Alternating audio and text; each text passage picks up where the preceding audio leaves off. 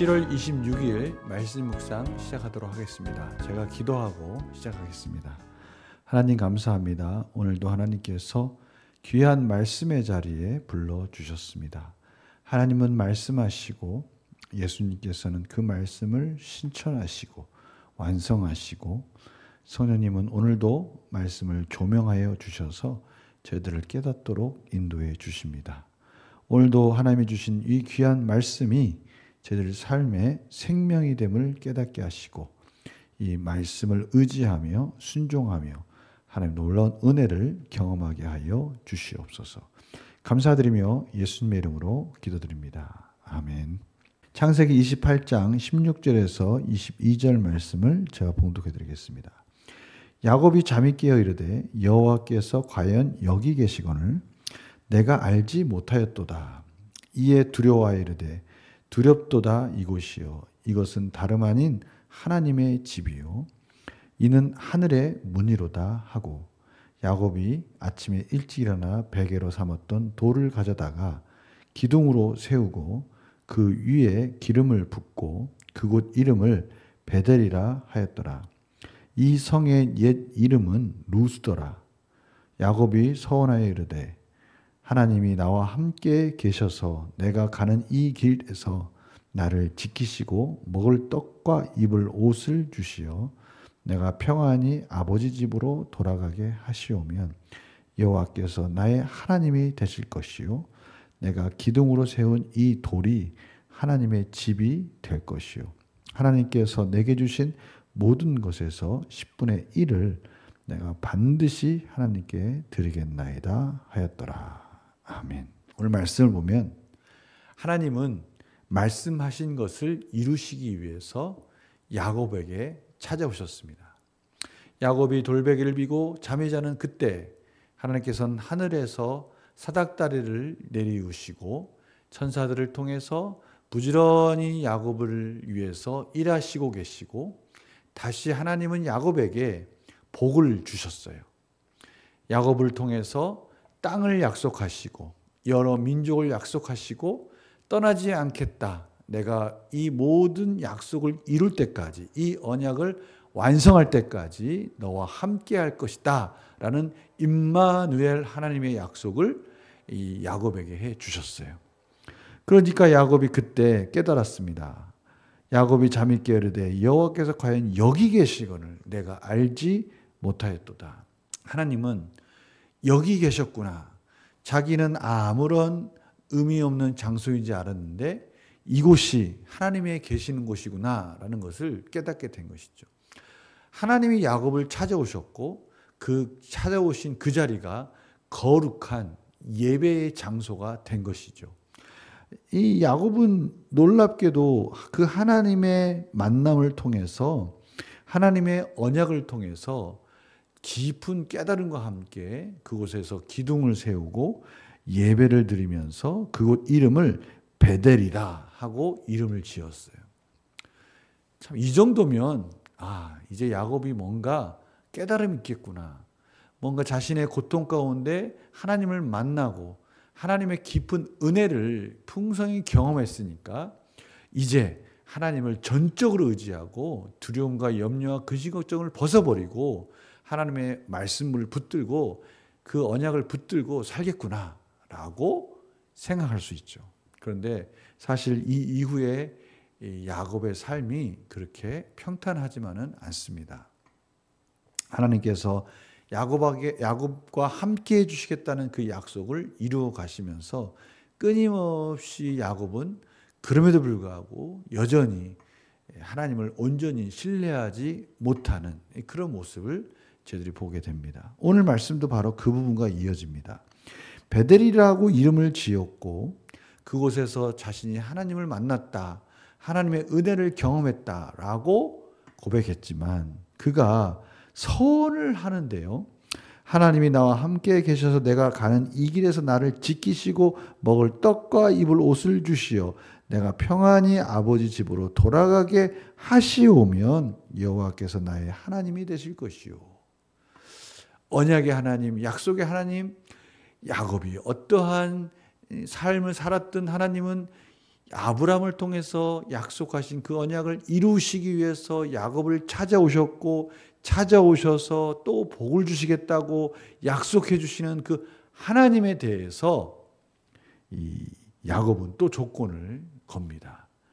자신이 모든 인생 속에서 삼촌 라반의 집에 가지만 그곳에서 자신이 무사히 살아서 이곳에 다시 오게 되면, 오늘 말씀 중에 좀 구체적으로 나와 있어요.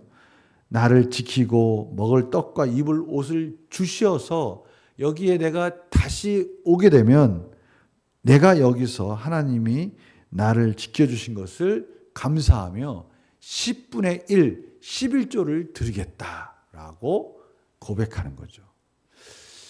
저희들의 마음은 어떻습니까? 이 야곱이 너무 좀 그 이름에 걸맞게 야곱, 좀 속이고 좀 얄팍한 지혜, 뭔가 지금 하나님이 주신 이 풍성한 은혜, 하나님은 찾아오셔서 감히 하나님께 올 수 없는 야곱에게 찾아오셔서 은혜를 주셨는데, 야곱은 여전히 뭔가 조건을 걸고 그 하나님에 대해서 조율하는, 협상하는 이런 모습, 이것이 이 야곱의 모습이죠.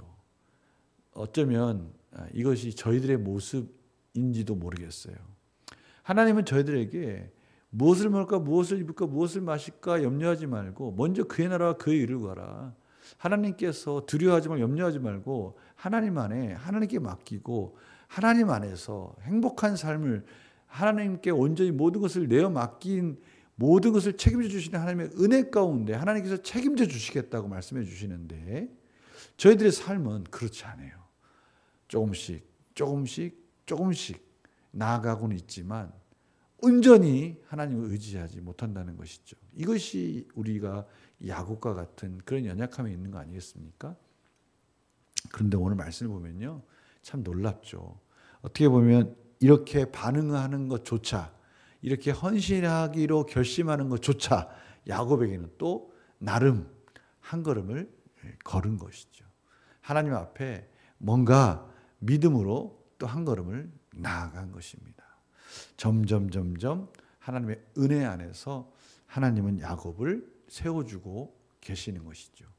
저희들이 바로 이러한 하나님의 은혜 안에 있다는 사실을 저희들이 다시 한번 깨달았으면 좋겠어요.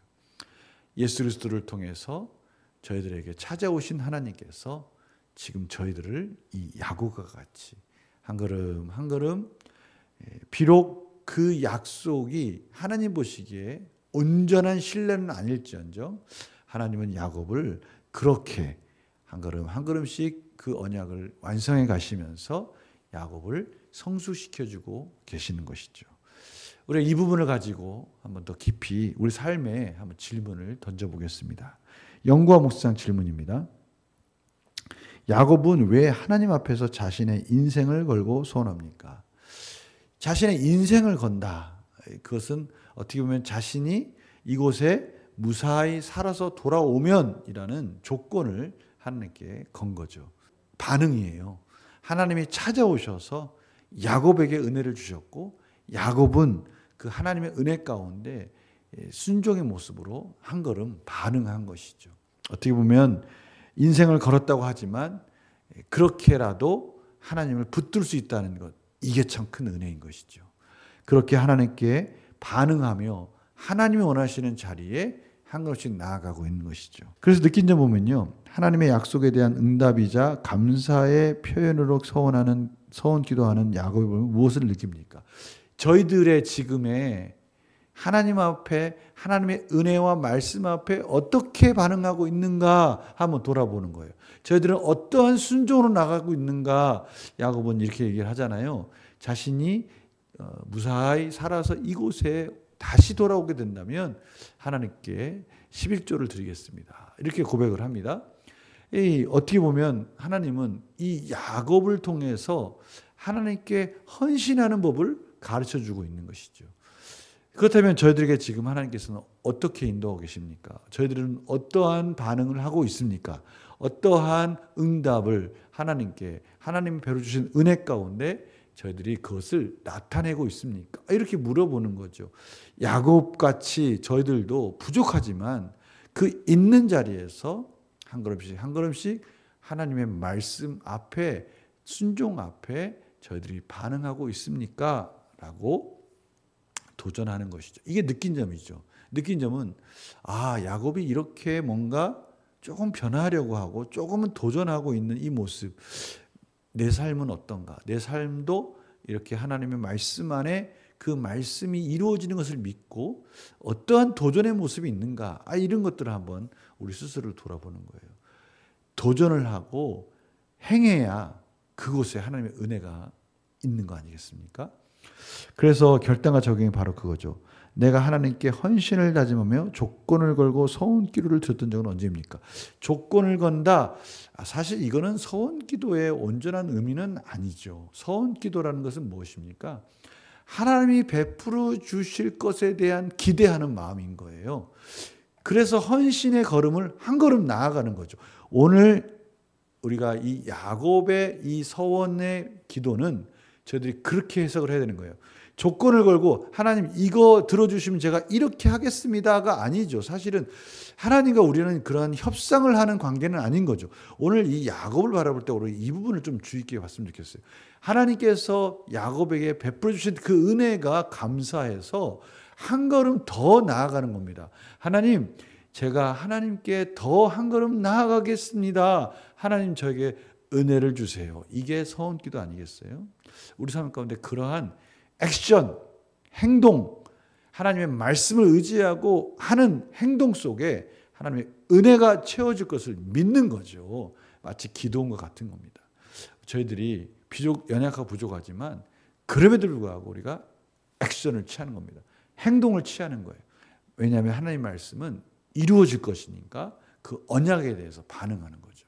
우리가 이러한 마음으로 하나님께 나아간다면 하나님께서 저희들에게 놀라운 은혜로 그 응답해 주실 것입니다. 우리가 그러한 것들이 있는지, 임마누엘 하나님께 사랑의 보답을 드리며 내 삶 전체를 조건 없이 드리기 위해 무엇을 실천하겠습니까? 내 삶 전체를 하나님께 드리는 그 삶의 걸음걸음 한 걸음 위해서 내가 지금 나는 내려놓고 내 안에 예수 그리스도를 믿는 그 믿음의 걸음, 믿음의 결단, 삶의 변화, 공동체를 위한 나의 헌신, 이런 것들은 무엇을 우리가 도전하면서 한번 실천해 보겠습니까? 이렇게 지금 질문을 하는 것이죠. 하나님의 말씀 안에 실천하려고 하는 순간 하나님은 그곳에 놀라운 은혜와 능력으로 채워주시는 겁니다. 오늘 야곱이 바로 그러한 도전의 한 걸음을 내딛었어요. 오늘 이것을 저희들이 한번 바라보면서 주일에 이 부분을 같이 한번 또 나눌 것입니다. 이 부분에 대해서 우리 다시 한번 묵상하면서 이 야곱에게 찾아오신 하나님이 지금 나에게 찾아오셨다. 그렇다면 나는 이 부분에 대해서 어떻게 반응할 것인가? 이 부분을 저희들이 한번 묵상하며 또 실천할 것에 대해서 생각하며 도전하는 그런 하루가 되시기를 간절히 축원합니다. 기도하겠습니다. 하나님 감사합니다. 야곱을 찾아오신 하나님은 예수 그리스도로 말미암아 저희들에게 찾아오셨습니다. 저희들이 어떻게 반응할까요? 어떻게 반응하기를 원하십니까? 하나님 가르쳐 주시고 저희들이 깨달았다면 결단하고 순종함으로 풍성한 은혜를 누리게 하여 주시옵소서. 감사드리며 예수님의 이름으로 기도드립니다. 아멘.